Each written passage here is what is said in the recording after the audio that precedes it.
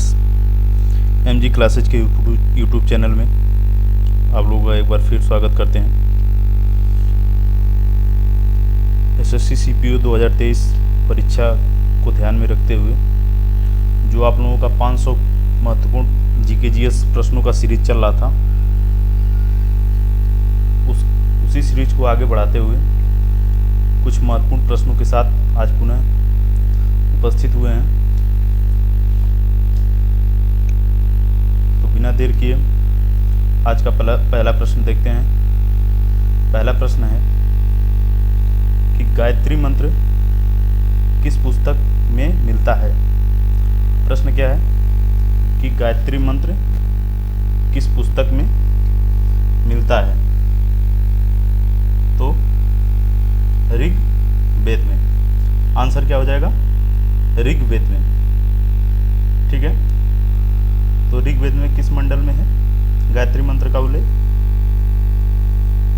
तीसरे मंडल में गायत्री मंत्र का उल्लेख मिलता है। किसके द्वारा ये तीसरा मंडल रचित है? रचयिता इसके कौन है? तो विश्वामित्र जी हैं। कौन है? विश्वामित्र जी। और ये जो गायत्री मंत्र है किसको समर्पित है? तो सूर्य देवता। किसको है? सूर्य देवता को समर्पित ये गायत्री मंत्र है। और ये जो है कि ऋग्वेद के किस मंडल में इसका वर्णन है? तो तीसरे मंडल में वर्णन है। अगर प्रश्न पूछेगा कि ऋग्वेद के किस मंडल में गायत्री मंत्र का उल्लेख है, तो तीसरे मंडल में। किसके द्वारा तीसरा मंडल रचित है? तो विश्वामित्र द्वारा। और ये किसको समर्पित है? तो सूर्य देवता को समर्पित है। यहाँ देखिए उपनिषद आया। उपनिषद का मतलब क्या होता है? उपनिषद का ये जो है कि दर्शन पर आधारित पुस्तक होती है। किस पर आधारित पुस्तक होती है? दर्शन पर आधारित पुस्तक होता है। और उपनिषद का अर्थ क्या होता है? तो उपनिषद का अर्थ होता है कि शिष्य द्वारा, उपनिषद का अर्थ होता है शिष्य द्वारा ज्ञान प्राप्ति, शिष्य द्वारा ज्ञान प्राप्ति हेतु गुरु के समीप बैठना। किसके समीप बैठना? गुरु के समीप बैठना। ठीक है, तो आंसर कौन सा हो जाएगा? ऋग्वेद।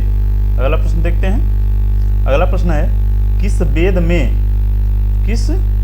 वेद में सभा और समिति को प्रजापति की दो पुत्रियां कहा गया है? तो किस वेद में कहा गया है? सभा और समिति को प्रजापति की दो पुत्रियां कहा गया है। तो ये किस वेद में कहा गया है? अथर्ववेद में। किस वेद में? अथर्ववेद में कहा गया है। सभा और समिति को प्रजापति की दो पुत्रियां किस वेद में कहा गया है? अथर्ववेद में कहा गया है। ठीक है, तो यहाँ पे देखिए ऋग्वेद दिया है। तो ऋग्वेद क्या है? ये सबसे पुराना वेद है। सबसे पुराना वेद हमारा कौन सा है? ऋग्वेद है। इसमें 10 मंडल 1028 सूक्त हैं। ठीक है, और इसके जो पुरोहित होते हैं उनको क्या कहा जाता है? तो पुरोहित को कहा जाता है होता। क्या कहा जाता है? होता। तो सबसे पुराना वेद कौन सा है? ऋग्वेद। इसमें क्या है? 10 मंडल 1028 सूक्त, पुरोहित या होता कहा जाता है। ठीक है, सामवेद किससे संबंधित है? तो गायन संगीत से संबंधित है। ठीक है, सामवेद संगीत से संबंधित है। और यजुर्वेद किससे संबंधित है? तो यज्ञ के विधि विधान से संबंधित है। किससे संबंधित है? यज्ञ विधि विधान से संबंधित है। ठीक है, इसके यजुर्वेद के 2 भाग होते हैं। कौन कौन से? शुक्ल यजुर्वेद और कृष्ण यजुर्वेद। कौन कौन होते हैं? शुक्ल यजुर्वेद होता है एक, और एक कृष्ण यजुर्वेद। ठीक है, तो शुक्ल यजुर्वेद किस में होता है? केवल इसका जो है कि ये पद्य में होता है शुक्ल यजुर्वेद। कृष्ण यजुर्वेद किस में होता है? गद्य प्लस पद्य दोनों में होता है। ठीक है, ये जो है कि गद्य प्लस पद्य दोनों में होता है। ठीक है, अगला प्रश्न देखते हैं। अगला प्रश्न है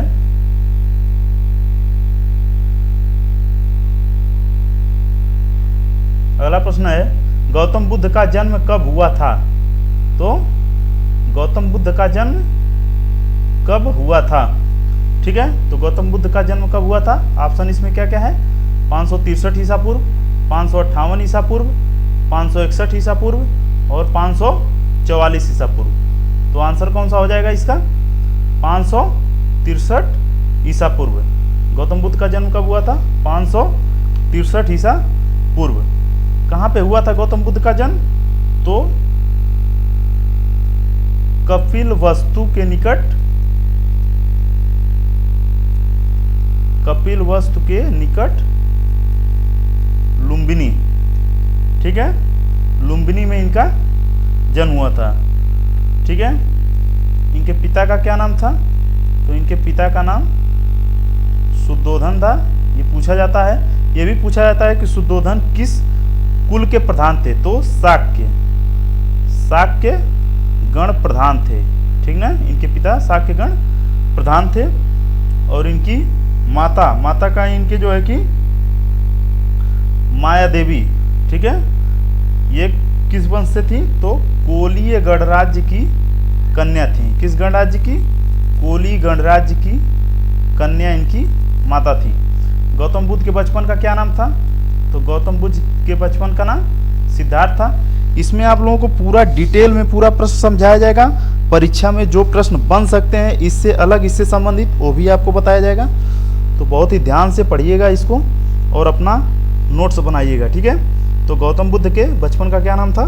सिद्धार्थ था। ठीक है, और गौतम बुद्ध ने 29 वर्ष की अवस्था में, कितने वर्ष की अवस्था में? 29 वर्ष की अवस्था में गृह त्याग किया था, मतलब घर छोड़ दिया था। इसको क्या कहा जाता है? बौद्ध धर्म में क्या कहा जाता है? गृह त्याग की घटना क्या कहा जाता है? तो महाभिनिष्क्रमण कहा जाता है। क्या कहा जाता है?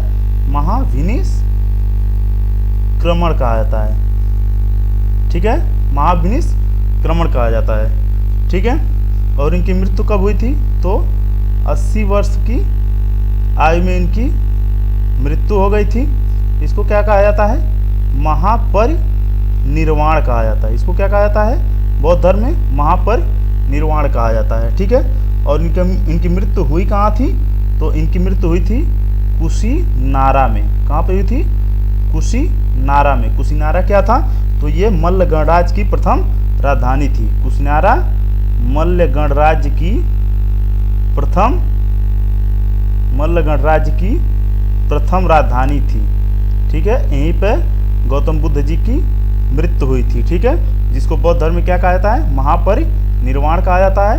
और इनके गृह त्याग की घटना क्या कहा जाता है? महाभिनिष्क्रमण कहा जाता है। कितने वर्ष की आयु में गृह त्याग की घटना हुई थी? तो 29 वर्ष की अवस्था में इनकी गृह त्याग की घटना हुई थी। ठीक है, तो अगला प्रश्न देखते हैं।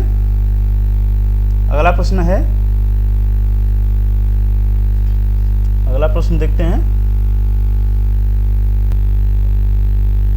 अगला प्रश्न देखते हैं कि पाटलिपुत्र के संस्थापक, पाटलिपुत्र के संस्थापक थे।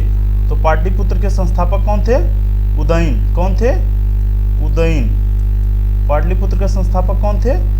उदयन थे। उदयन कौन थे? तो अजात शत्रु के उत्तराधिकारी। कौन थे? अजात शत्रु के उत्तराधिकारी। ठीक है, पाटलिपुत्र में और क्या हुआ था? तो पाटलिपुत्र में अशोक, सम्राट अशोक के समय में तृतीय बौद्ध संगति क्या हुई थी? तृतीय बौद्ध संगति हुई थी। ठीक है, तृतीय बौद्ध संगति हुई थी। इसके अध्यक्ष कौन थे? मोगलीपुत्तिस। मोगलीपुत्तिस इसके अध्यक्ष थे। ठीक है, तो पाटलिपुत्र की स्थापना किसने किया था?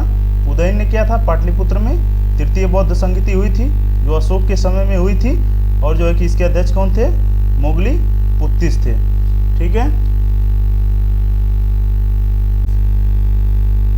अगला प्रश्न देखते हैं। अगला प्रश्न है पानीपत का प्रथम युद्ध क्या है? पानीपत का प्रथम युद्ध किनके मध्य हुआ था? तो पानीपत का प्रथम युद्ध ऑप्शन क्या है? बाबर और राणा सांगा, हेमू और मुगल, हुमायूं और शेर खान, बाबर और इब्राहिम लोदी। तो पानीपत का प्रथम युद्ध किसके बीच हुआ था? बाबर और इब्राहिम लोदी के बीच। कब हुआ था? 1526 ईस्वी में बाबर और इब्राहिम लोदी के बीच पानीपत का प्रथम युद्ध हुआ था। ठीक है। और बाबर और राणा सांगा के बीच कौन सा युद्ध हुआ था? तो खानवा का युद्ध। कौन सा हुआ था? खानवा का युद्ध 1527 ईस्वी में खानवा का युद्ध बाबर और राणा सांगा के बीच हुआ था। पानीपत का प्रथम युद्ध बाबर और इब्राहिम लोदी के बीच 1526 ईस्वी में हुआ था। बाबर द्वारा 2 और प्रमुख युद्ध लड़े गए थे। कब कब? 1528 में। कौन सा युद्ध लड़ा था? चंदेरी का। कौन सा युद्ध लड़ा था? चंदेरी का युद्ध। और 1529 में एक महत्वपूर्ण युद्ध लड़ा था। कौन सा? घाघरा का युद्ध, जो बाबर का अंतिम युद्ध था। 1530 में बाबर की क्या हो जाती है? मृत्यु हो जाती है। तो पानीपत का प्रथम युद्ध बाबर और इब्राहिम लोदी के बीच हुआ था। कब हुआ था? 1526 ईस्वी में हुआ था। जिसके बाद पानीपत का युद्ध जीतने के बाद बाबर ने अपने आप को क्या घोषित किया था? बादशाह। क्या घोषित किया था? बादशाह घोषित किया था। अगला प्रश्न क्या है? अगला प्रश्न है भारतीय संविधान की 8वीं अनुसूची। भारतीय संविधान की 8वीं अनुसूची में मान्य राजकीय भाषाओं की संख्या कितनी है? तो भारतीय संविधान की 8वीं अनुसूची में मान्य राजकीय भाषाओं की संख्या कितनी है? 22। ठीक है। कितनी है? 22। वर्तमान में टोटल 22 हैं। तो भाषा का जिक्र किस अनुसूची में है? तो भाषा का जिक्र 8वीं अनुसूची में है। ये भी प्रश्न बनता है कि भारतीय संविधान में भाषा का जिक्र किस अनुसूची में? तो 8वीं अनुसूची में कुल कितनी भाषाएं हैं? 22 भाषाएं हैं। ठीक है। मूल रूप से कितनी थी? 14 भाषा थी। बाद में 8 भाषाओं को जोड़ा गया है। कितनी भाषाओं को जोड़ा गया है?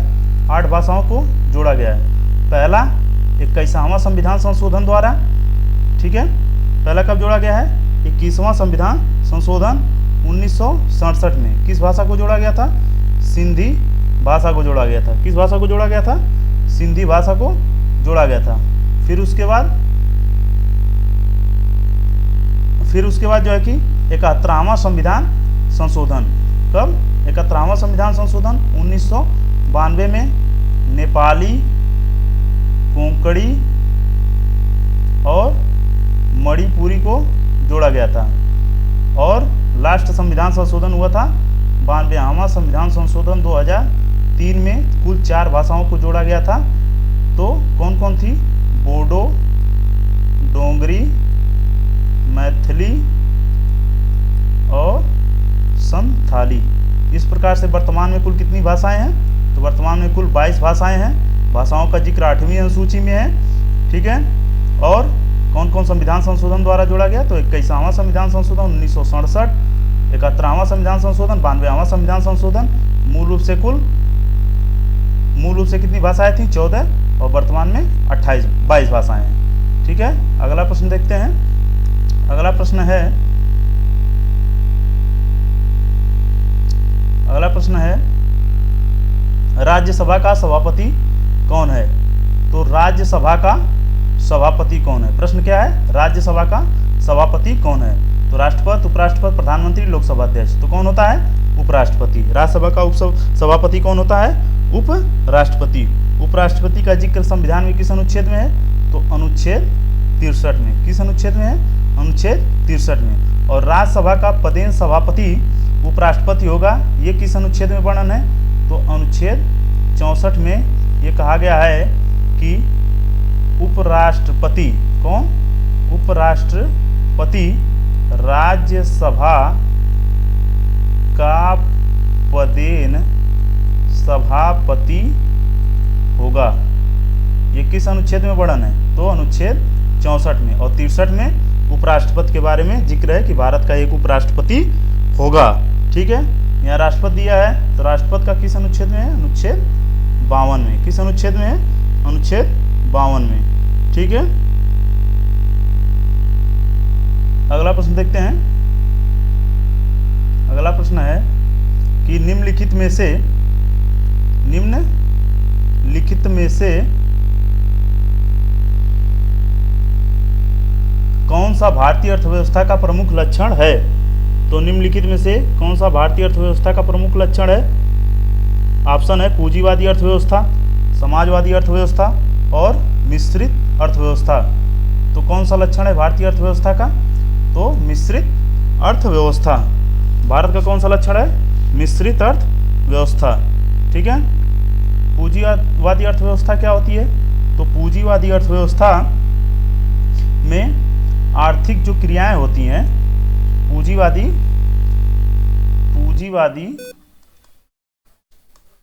अर्थव्यवस्था में आर्थिक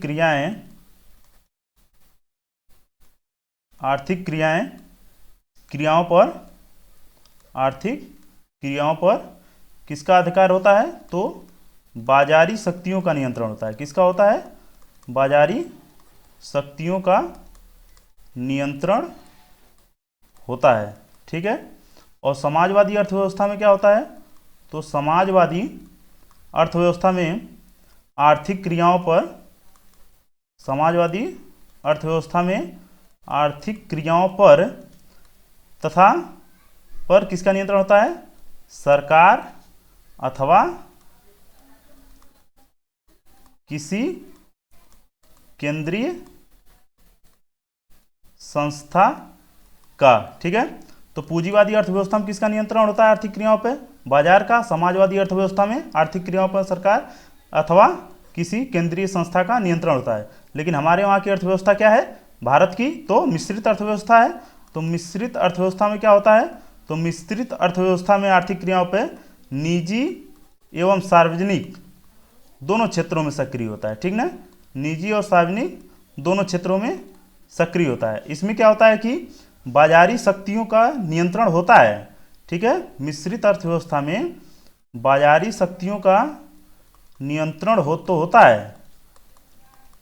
ठीक है। लेकिन क्या होता है? लेकिन इसमें जो है कि सरकार द्वारा विनियामक की भूमिका का निर्वहन किया जाता है। किसके द्वारा? सरकार द्वारा। ठीक ना। सरकार द्वारा इसमें क्या होता है? विनियामक की भूमिका अदा की जाती है। ठीक है। तो प्रश्न क्या था? प्रश्न था कि निम्नलिखित में से कौन सी भारतीय अर्थव्यवस्था का प्रमुख लक्षण है? तो मिश्रित अर्थव्यवस्था। ठीक है। अगला प्रश्न देखते हैं। अगला प्रश्न है जीपीआरएस का पूर्ण रूप क्या है? जीपीआरएस का पूर्ण रूप। तो पहला ऑप्शन क्या है? Guiding packet radio system. अगला है जनरल पॉपुलर रेडियो सिस्टम। अगला है जनरल पैकेट रेडियो सिस्टम। तो जीपीआरएस का फुल फॉर्म क्या है? तो जीपीआरएस का फुल फॉर्म है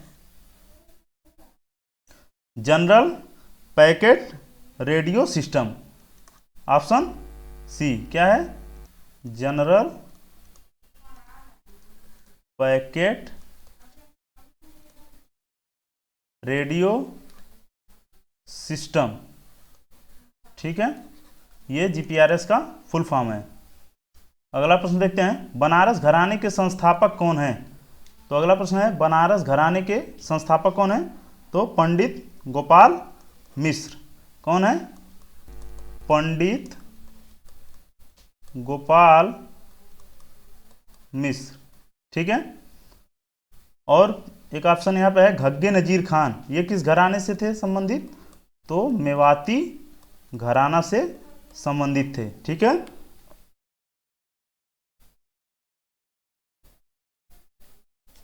अगला प्रश्न देखते हैं। अगला प्रश्न है आज का हाइड्रोकार्बन के एल्काइन समूह का दूसरा सदस्य है। तो हाइड्रोकार्बन के एल्काइन समूह का दूसरा सदस्य कौन सा है? तो प्रोपाइन। क्या है? प्रोपाइन। अगला प्रश्न देखते हैं शांति स्वरूप भटनागर पुरस्कार पहली बार किस वर्ष प्रदान किया गया? तो पहली बार कौन सा क्या ऑप्शन है? 1957, 1958, 1959, 1960। तो शांति स्वरूप भटनागर पुरस्कार किस वर्ष प्रदान किया गया था? 1958। कब प्रदान किया गया था? 1958 में। ये किस क्षेत्र में दिया जाता है?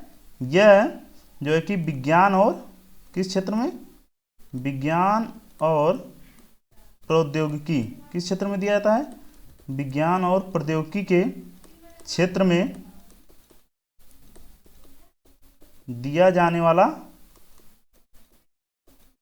पुरस्कार है शांति स्वरूप भटनागर पुरस्कार। कब शुरुआत हुई इसका? 1958। तो ऑप्शन हो जाएगा बी, ऑप्शन बी सही है। ठीक है, और सबसे पहला पुरस्कार ये किसको दिया गया? तो श्रीनिवास कृष्णन। किसको दिया गया? श्रीनिवास कृष्णन को दिया गया। कर्मनिक्कम श्रीनिवास कृष्णन को दिया गया। किस क्षेत्र में? तो भौतिक विज्ञान के लिए। ठीक है, भौतिक विज्ञान के लिए प्रदान किया गया था। ठीक है, तो आज के लिए बस इतना ही। बाकी इस 500 CPSI 2023 को ध्यान में रखते हुए 500 प्रश्नों का ये सीरीज आगे चलता रहेगा। मिलते हैं अगले वीडियो में अगले कुछ महत्वपूर्ण प्रश्नों के साथ। धन्यवाद।